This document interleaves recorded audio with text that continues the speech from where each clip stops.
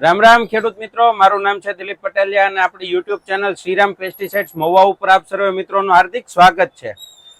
તો આજની કૃષિ માહિતીની અંદર આજે આપણે વાત કરવાની છે એક ચિલેટેડ ખાતરની કે જે પ્રવાહી સ્વરૂપમાં આવે છે અને છોડની અંદર નાઇટ્રોજન, ફોસ્ફરસ, પોટાશ એની સાથે એમાં આવશે ઝિંક અને બોરોન. તો આજે આપણે વાત કરવાની છે વિસ્પેક કંપનીનું આવશે પુષ્ટિ 27-27-21 પ્લસ ટીઈ. આ જે છે વિસ્પેક કંપનીનું છે પુષ્ટિ 27-27-21. આના અંદર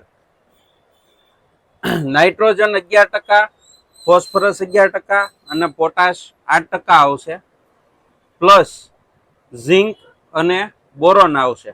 એટલે કે આ જે પ્રવાહી સ્વરૂપમાં આપણને ખાતર મળ્યું છે આનો આપણે કઈ રીતે ઉપયોગ કરી શકીએ અને આનો આપણા પાકની અંદર શું પ્રભાવ પડે છે, આના વિશે આપણે આજે ચર્ચા કરવાની છે.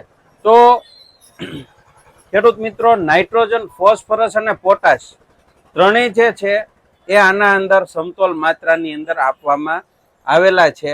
એટલે કે 11-11 અને 8ની માત્રાની અંદર આપવામાં આવેલા છે. સરકાર દ્વારા પ્રમાણિત આ ગ્રેડ છે. તો આનો સ્પ્રે કરશો એટલે છોડની અંદર વિકાસ, વૃદ્ધિ, કોળ, કુણપ અને ગ્રીનરી એ તો આવશે જ. એટલે કે છોડનો સર્વાંગી વિકાસ કરશે, કારણ કે નાઇટ્રોજન, ફોસ્ફરસ અને પોટાશ ત્રણેય તત્વો આમાંથી મળવાના છે. પણ આના ભેગું ઉમેરેલું છે ઝિંક અને બોરોન. તો ઝિંક અને બોરોનનો ફાયદો શું મળી શકે? તો ઝિંક અને બોરોન આ બંને આના અંદર ભેગું આવતું હોવાથી જ્યારે આપણા પાકની અંદર ફૂલ ભમરી કમ્પ્લીટ લાગેલી હોય, એટલે કે કપાસની અંદર ની આપણે વાત કરીએ તો કપાસની અંદર ફૂલ અને છાપવા લાગેલા હોય, તો આવા સંજોગોમાં જો આનો ઉપયોગ કરવામાં આવે તો કપાસમાં ગ્રીનરી સારામાં સારી રહે. એટલે કે કોળ, કુણપ સારામાં સારી રહે, છોડનો વિકાસ સારો થાય અને છોડ રાતો કે પીળો થવાની શક્યતાઓ બહુ ઓછી રહે.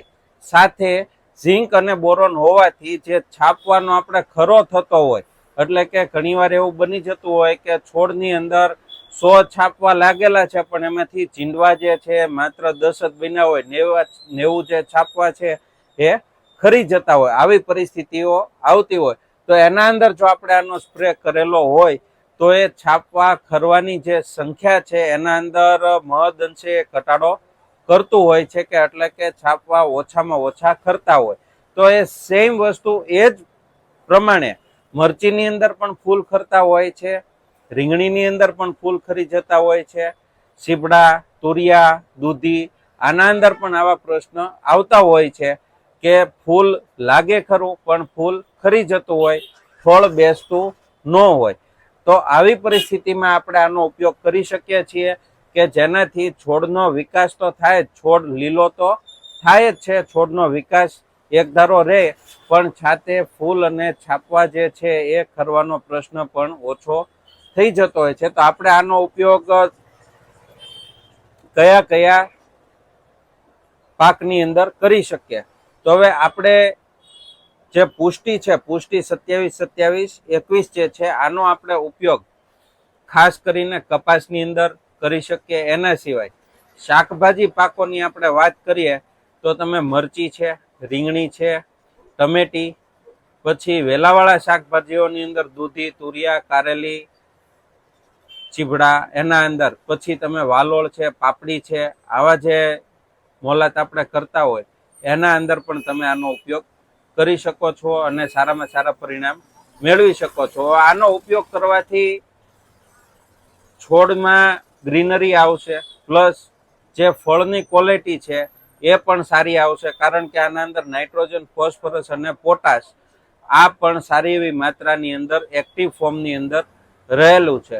તો છોડની ગુણવત્તા અને ફળની ગુણવત્તા બંને સારામાં સારી થતી હોય. હવે આપણે વાત કરીએ કે આની માત્રાની, આને આપણે એક પંપની અંદર કેટલું વાપરી શકીએ? તો આને તમારે વાપરવાનું છે એક પંપની અંદર 50 ml લેખે. એટલે કે એક પંપ જે આપણે 16 લીટરનો આવે છે એના અંદર તમારે 50 ml પુષ્ટિ નાખવાનું છે.